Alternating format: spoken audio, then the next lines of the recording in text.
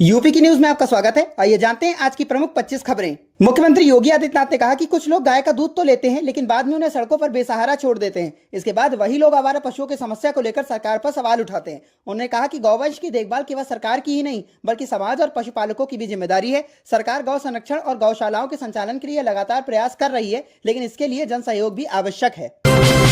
उत्तर प्रदेश में एक बार फिर गर्मी ने अपना प्रकोप दिखाना शुरू कर दिया है। तेज धूप और उमस भरी गर्मी के कारण लोगों का घर से बाहर निकलना मुश्किल हो गया है। मौसम विभाग ने आज प्रयागराज, वाराणसी समेत प्रदेश के 26 से अधिक जिलों में भीषण लू चलने का येलो अलर्ट जारी किया है। हालांकि कुछ स्थानों पर हल्की बूंदाबांदी की संभावना है, लेकिन इससे गर्मी से खास राहत मिलने की उम्मीद नहीं है।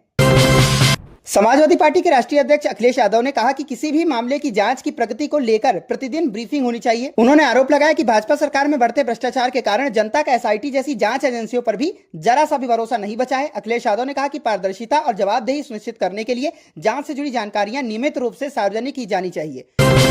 राम मंदिर में चढ़ावे को लेकर जारी विवाद के बीच अयोध्या पहुंचे मुख्यमंत्री योगी आदित्यनाथ ने समाजवादी पार्टी और कांग्रेस पर जमकर निशाना साधा। उन्होंने कहा कि जो लोग कभी राम भक्तों पर गोली चलवाते थे आज वही उपदेश देने का काम कर रहे हैं। मुख्यमंत्री ने आरोप लगाया कि कांग्रेस ने वर्षों तक राम मंदिर निर्माण में बाधाएं खड़ी की। उन्होंने कहा कि भगवान राम का भव्य मंदिर करोड़ों श्रद्धालुओं की आस्था और लंबे संघर्ष का प्रतीक है।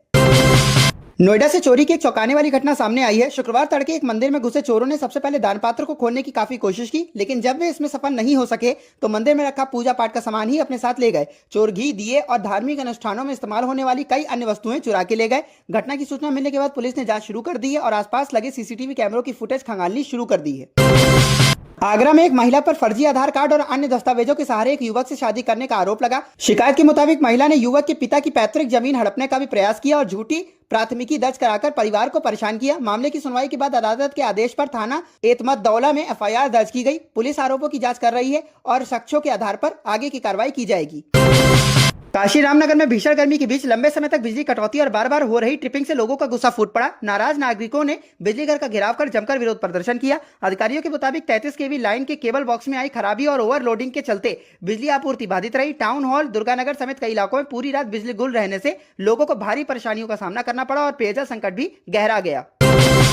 माध्यमिक शिक्षा परिषद प्रयागराज की बड़ी कार्रवाई के बाद प्रदेश भर के निजी विद्यालयों में हड़कंप मच गया है। परिषद ने नियमों का पालन न करने वाले 465 निजी स्कूलों की मान्यता स्वतः समाप्त कर दी है। इस कार्रवाई की जद में प्रधानमंत्री नरेंद्र मोदी के संसदीय क्षेत्र वाराणसी के कई विद्यालय भी आए हैं। वाराणसी मंडल के कुल 53 स्कूलों की मान्यता समाप्त की गई है। विभाग का कहना है कि नियमों के उल्लंघन के मामलों में आगे भी सख्त कार्रवाई जारी रहेगी।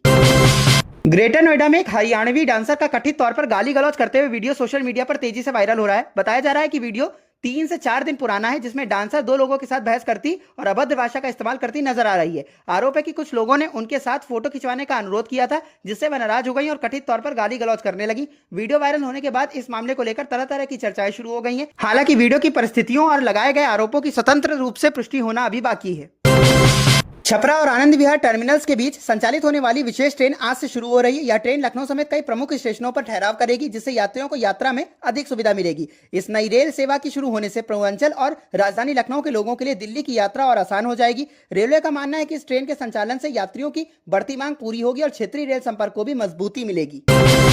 यूपी रोडवेज यात्रियों के लिए सुरक्षा को और मजबूत बनाने की दिशा में एक बड़ा कदम उठाने जा रहा है। अब यदि चलती बस में किसी कारणवश आग लग जाती है तो उसे बुझाने के लिए चालक या परिचालक के हस्तक्षेप का इंतजार नहीं करना पड़ेगा। बस में लगाए जाने वाला अत्याधुनिक सिस्टम स्वतः सक्रिय होकर आग पर काबू पाने का काम करेगा। इसके लिए उत्तर प्रदेश राज्य सड़क परिवहन निगम ने बसों में automatic water mist fire suppression system लगाने की तैयारी शुरू कर दी है।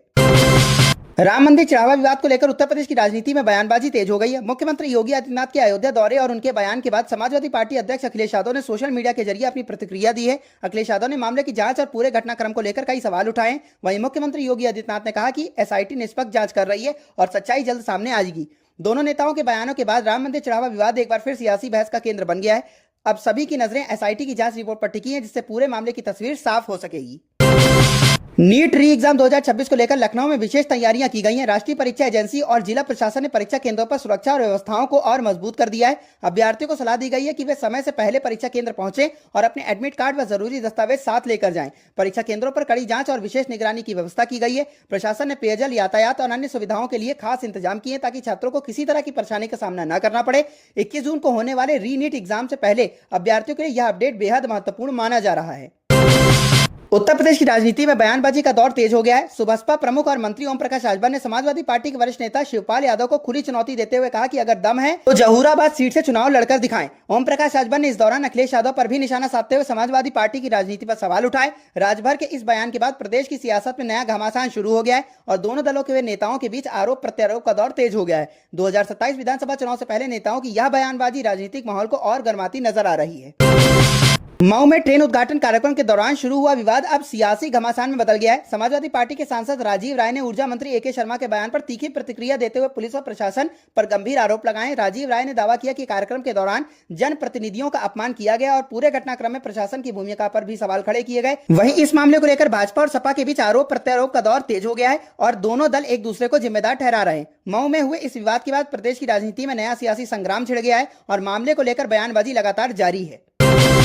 रीनीट परीक्षा से पहले छात्रों में उत्साह के साथ साथ चिंता भी देखने को मिल रही है। कई अभ्यर्थियों ने पेपर लीक विवाद के बाद परीक्षा व्यवस्था को लेकर अपनी चिंताएं जाहिर की हैं। छात्रों का कहना है कि वे कड़ी मेहनत के बाद परीक्षा देने जा रहे हैं, लेकिन पिछली घटनाओं के कारण उनके मन में डर और असमंजस बना हुआ है। अभ्यर्थियों ने सरकार और एनटीए से परीक्षा प्रक्रिया को पूरी तरह पारदर्शी और सुरक्षित बनाने की मांग की है ताकि छात्रों का भरोसा दोबारा मजबूत हो सके। 21 जून को होने वाली रीनीट परीक्षा से पहले छात्रों की उम्मीदें और चिंताएं दोनों चर्चा का विषय बनी हुई हैं।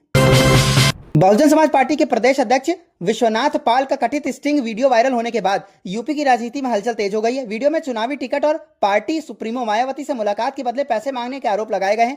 विवाद बढ़ने के बाद बसपा प्रमुख मायावती ने सामने आकर सफाई दी है। उन्होंने इन आरोपों को पूरी तरह खारिज करते हुए इसे पार्टी और नेतृत्व को बदनाम करने की साजिश बताया है।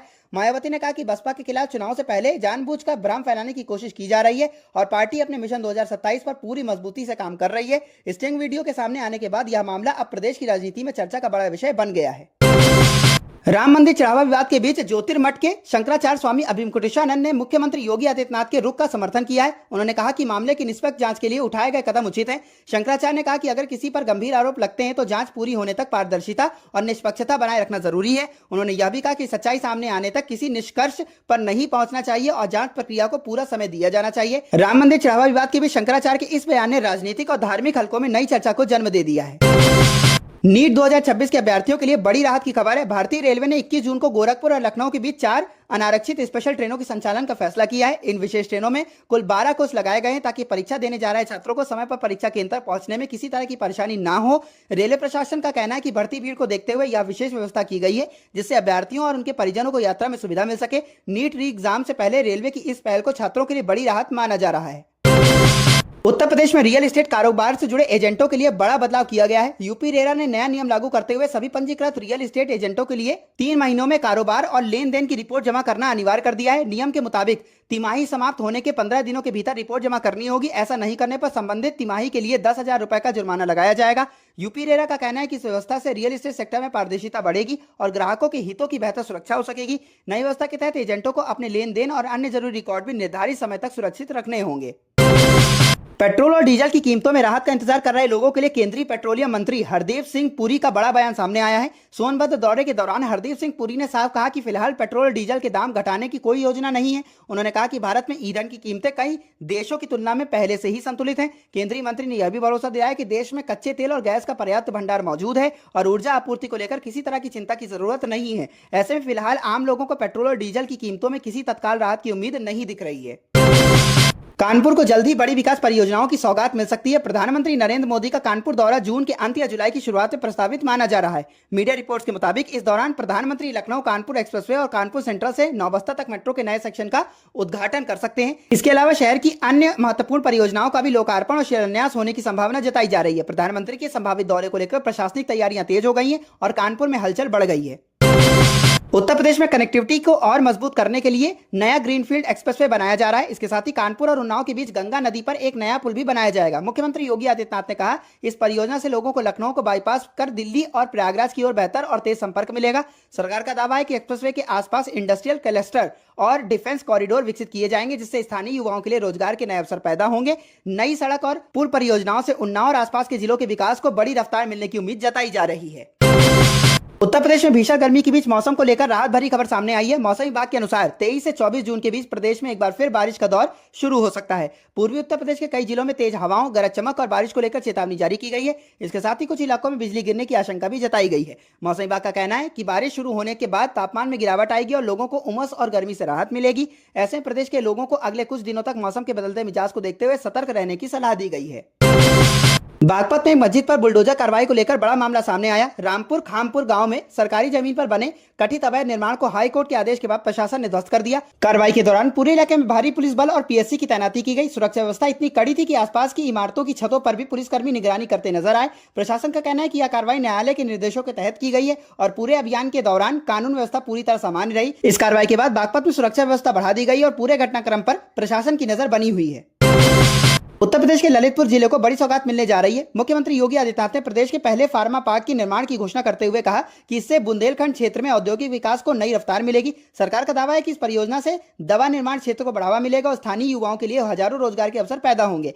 फार्मा पार्क के जरिए निवेश आकर्षित करने के साथ साथ प्रदेश को मेडिकल और फार्मास्यूटिकल क्षेत्र का बड़ा केंद्र बनाने की तैयारी की जा रही है। ललितपुर में बनने वाला यह फार्मा पार्क उत्तर प्रदेश के औद्योगिक विकास और रोजगार सृजन की दिशा में एक बड़ा कदम माना जा रहा है। राम मंदिर चढ़ावा विवाद को लेकर सियासी बयानबाजी तेज हो गई है। फैजाबाद से समाजवादी पार्टी के सांसद अवधेश प्रसाद ने भाजपा पर निशाना साधते हुए कहा कि जो लोग राम को लाने का दावा करते थे, जनता ने उन्हें ही चुनाव में जवाब दे दिया। अवधेश प्रसाद ने कहा कि राम मंदिर से जुड़े आरोपों की निष्पक्ष जांच होनी चाहिए और एसआईटी की रिपोर्ट का इंतजार करना चाहिए। उन्होंने आरोप लगाया कि भाजपा राम के नाम पर राजनीति करती रही है, जबकि जनता ने 2024 के चुनाव में अपना फैसला सुना दिया। राम मंदिर चढ़ावा विवाद को लेकर सपा और भाजपा के बीच आरोप प्रत्यारोप का दौर लगातार तेज होता जा रहा है और यह मुद्दा प्रदेश की राजनीति के केंद्र में बना हुआ है। राम मंदिर चढ़ावा विवाद को लेकर मुख्यमंत्री योगी आदित्यनाथ ने बड़ा बयान दिया है। उन्होंने साफ कहा कि इस मामले में जो भी दोषी पाया जाएगा उसे किसी भी कीमत पर संरक्षण नहीं दिया जाएगा। मुख्यमंत्री ने कहा कि एसआईटी पूरी निष्पक्षता से जांच कर रही है और अगर किसी के पास कोई सबूत है तो वह जांच टीम को उपलब्ध कराए। योगी आदित्यनाथ ने लोगों से संयम बनाए रखने की अपील करते हुए कहा कि वर्षों के इंतजार के बाद बने राम मंदिर की गरिमा को किसी भी तरह से अज्ञात नहीं पहुंचना चाहिए। मुख्यमंत्री के इस बयान के बाद साफ संदेश गया है कि जांच पूरी होने के बाद दोषियों के खिलाफ सख्त कार्रवाई की जाएगी और किसी को भी बख्शा नहीं जाएगा।